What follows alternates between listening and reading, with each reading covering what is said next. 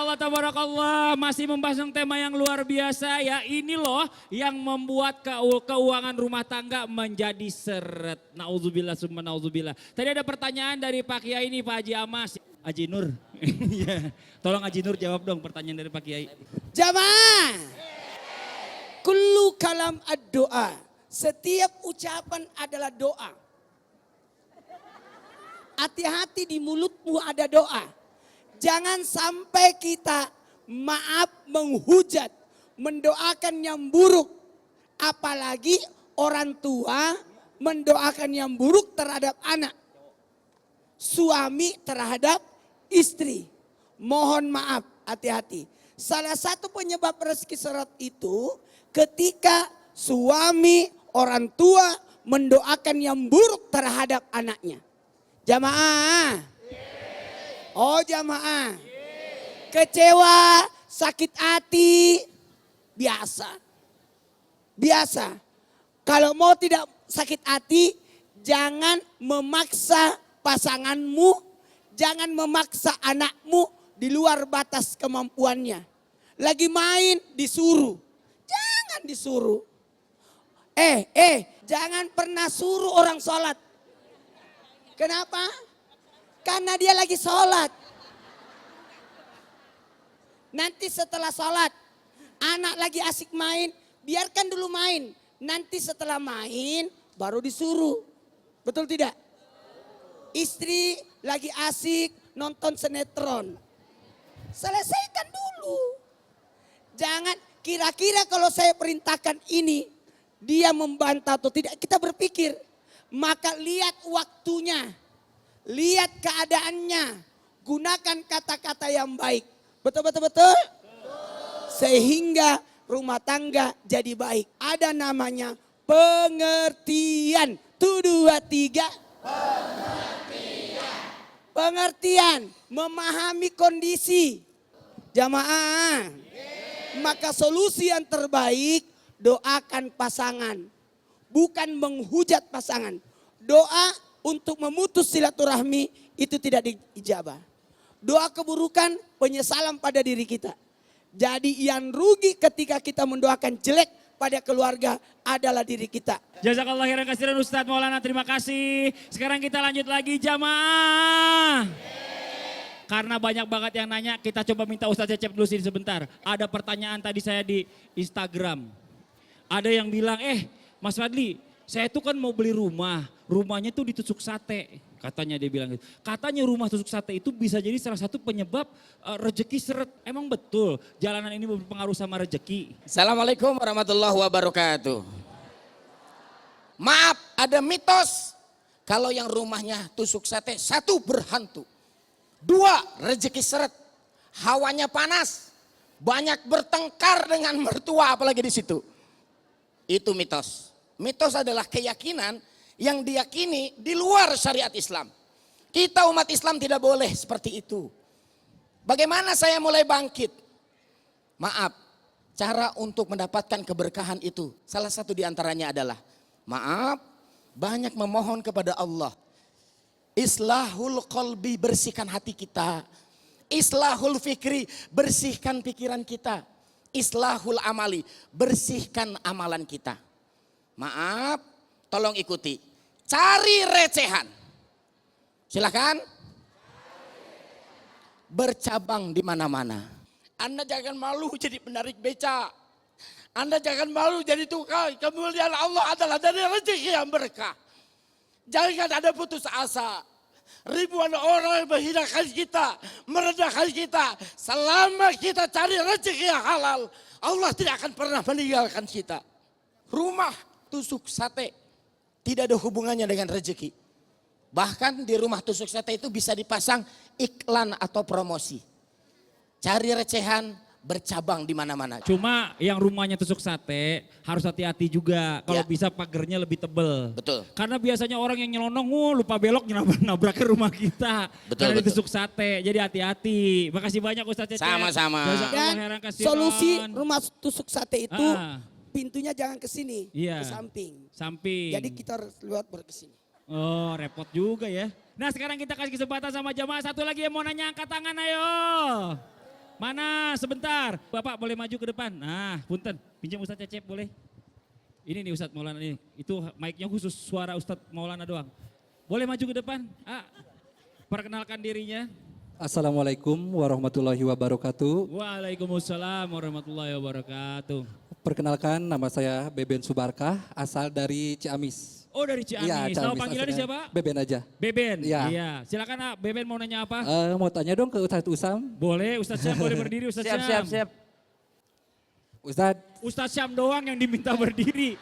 Sebentar. Apa? Yang diminta berdiri Ustadz Syam, yang lain kenapa ikutan? Saya mau dengar pertanyaan. Oh, mau dengar pertanyaannya, boleh. Iya. Ustadz, saya kan suka bingung. Ini bagaimana cara mengatur dan membagi keuangan untuk supaya bisa napas sampai akhir bulan gitu. Oh. Sedangkan kebetulan saya kan sebagai suami, apakah udah betul keuangan saya dikasihkan penghasilan kepada istri atau dikelola bersama-sama gitu. Oke. Terus bagaimana cara Rasulullah SAW mengatur keuangan supaya mencukupi dan bisa berkah keuangannya? Cara Rasulullah.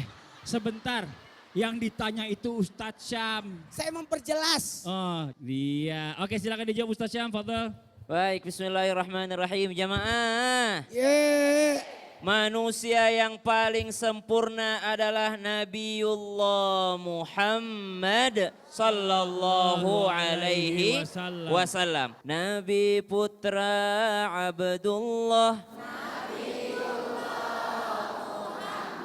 Nabi kekasih Allah. Nabiullah Muhammad. Manusia yang ku cinta. Nabiullah Muhammad. Manusia yang ku puja. Nabiullah Muhammad. Dan Nabi yang paling sempurna dilihat dari sisi manapun adalah baginda Nabi besar Muhammad sallallahu alaihi wasallam. Maka tidak salah pertanyaan dari AA tadi mengatakan bagaimana cara mengatur keuangan baginda Nabi sallallahu alaihi wasallam. Pertanyaan saya satu, Nabi Muhammad miskin atau kaya? Kaya atau miskin? Agak bingung jawabnya. Kenapa? Kita mau bilang miskin tapi Nabi Muhammad menghidupi Ahlus Suffah.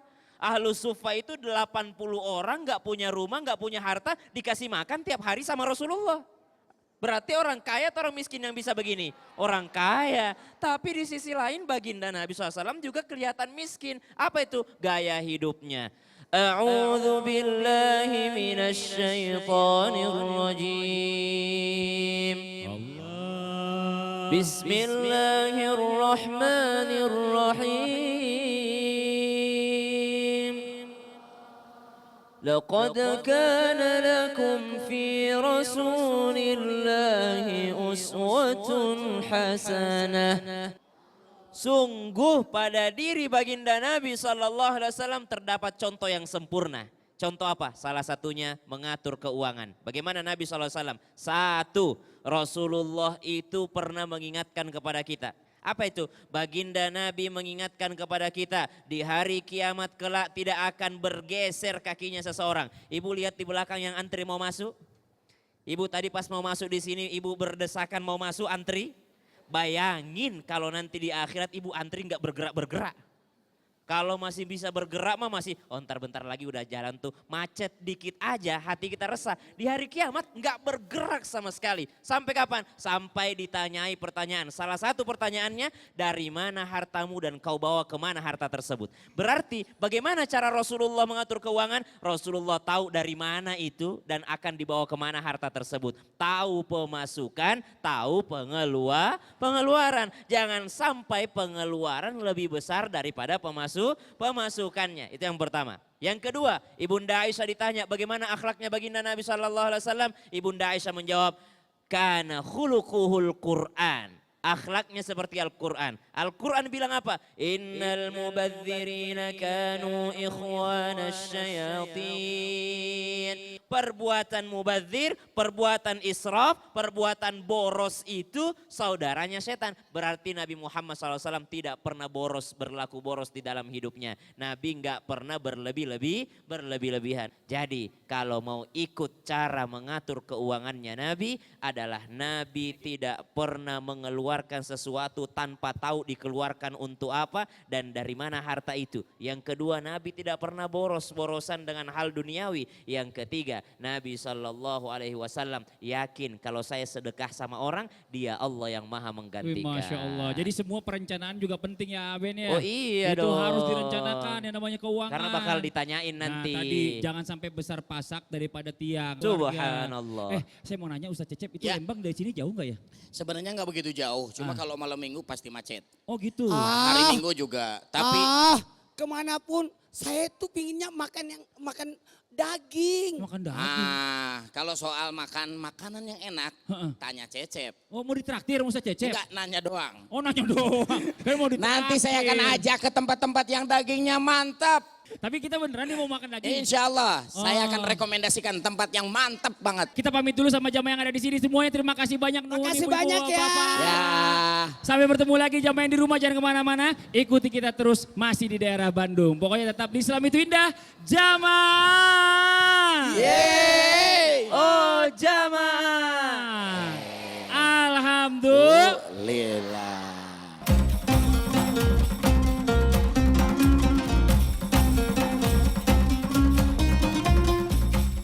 Nah gitu.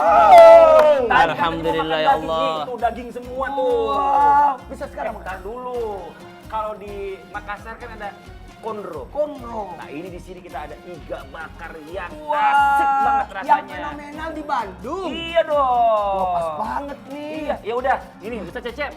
Iya, iya. Ustaz Syam. Iya. Ini juga nih semua daging-daging semua nih. Alhamdulillah. Ada memang disiapin buat makan daging kita hari ini. Mau saya bantuin, aduh.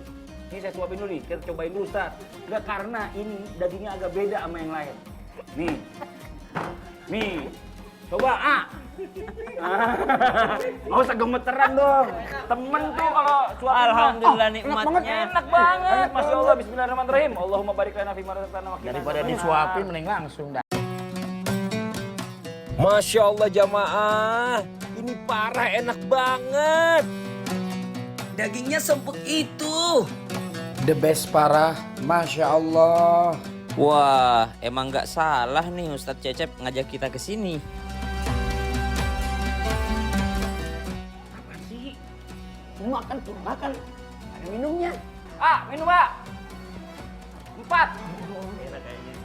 Wah. Wow. Makasih banyak. Sini, ini Mbak, bagi sini daripada geser-geser. Sini, masuk Kak, sini. Masuk, bagi. Terima kasih. Misi, Pak Ustaz, mau nanya nih. Mau nanya sini dia. Geser. Yang nanya tengah, nanya tengah. Nanya tuh sini. Masuk Kak. Yang nanya nganter duduk di tengah. Kenapa mau nanya? Iya. Oh sebentar. Kalau gitu kita masuk dulu ke segmen Tanya Dong Ustadz. Kami semua tanya dong Ustadz. Yang mau nanya siapa ini? Saya. Oh namanya siapa? Dadan. Dadan. Dan Cecep, berkorban Bandung. Iya. Silakan mau nanya sama siapa? Sama Pak Ustaz Cecep. Ustadz Cecep. Ini Pak Ustaz, tetangga saya kan suka kepo banget nih. Saya beli kulkas baru langsung datang. Saya beli motor langsung ditanya, apa kredit? Apa bener Pak Ustaz? Kalau yang tetangga suka kepo gitu, rezekinya suka seret. Seret minum. Bismillahirrahmanirrahim. Kang Dadan ya. Kang Dadan. Kumaha Damang? Alhamdulillah. Orang Sunda. Kenapa nggak tanya pulang? Oh iya, ini temannya Kang Dadan. Namanya siapa? siapa? Namanya. Aldi. Alhamdulillah. Cecep. Baik ya. Sekarang kepoin tetangga itu bisa terjebak dengan yang namanya kedengkian kepada tetangga. Oh. Dan dengki itu cirinya adalah senang lihat tetangga susah, susah lihat tetangga senang. Tetangga beli motor panas dingin, tetangga beli mobil di opname.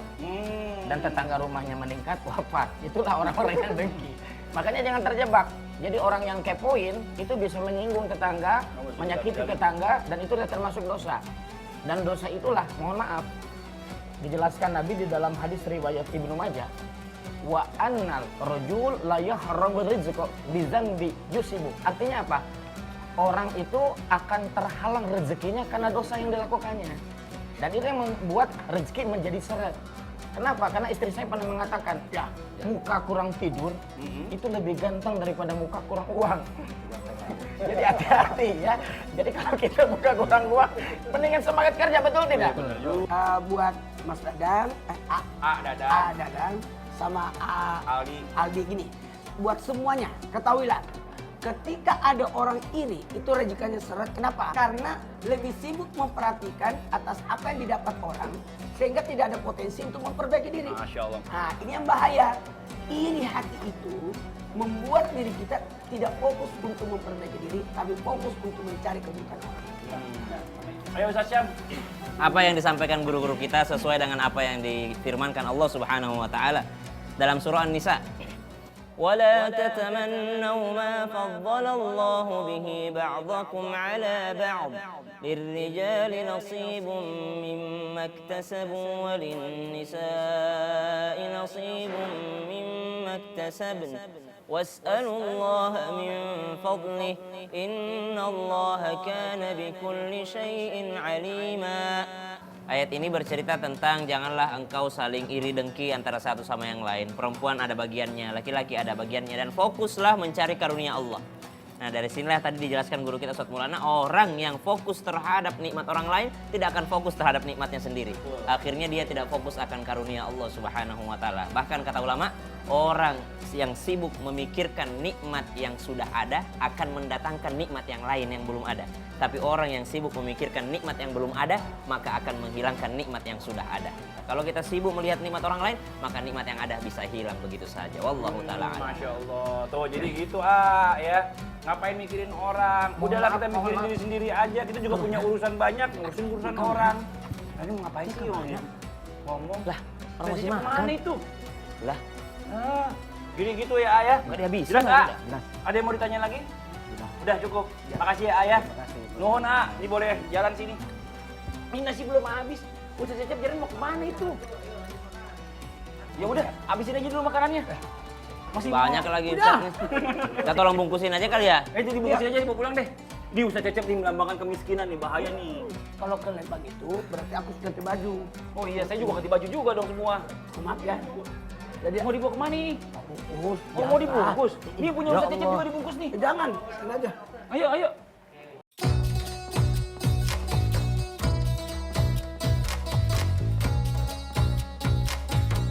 Ustaz, tahu nggak? Sih, apa? Lama tuh pada cerita sama saya.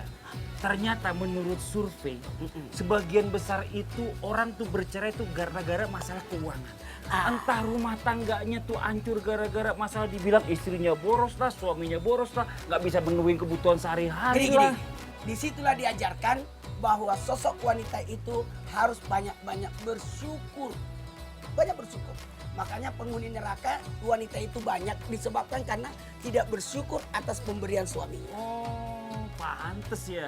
Padahal perempuan paling gampang masuk surga, tapi paling banyak di neraka. Gara-garanya itu. Gara-gara kurang bersyukur. Astagfirullahaladzim. Astagfirullah. Kenapa Ustaz Syam? Katanya mau nyari Ustaz Cecep malah di sini. Emang Ustaz Cecep di mana? Ustaz Cecep bukan di sini, di situ kali yang jauh no. Yaudah kita ke situ deh. Ayo. Lah, ini ngapain duduk di sini? Kok tinggi banget? Saya harus menikmati suasana yang ada di Lembang. Waduh. Naik beginian. Iya. Lama ini. Iya nih, Yuk kita lama tinggal. ya, biar aja lah. Tunggu aku di sana ya.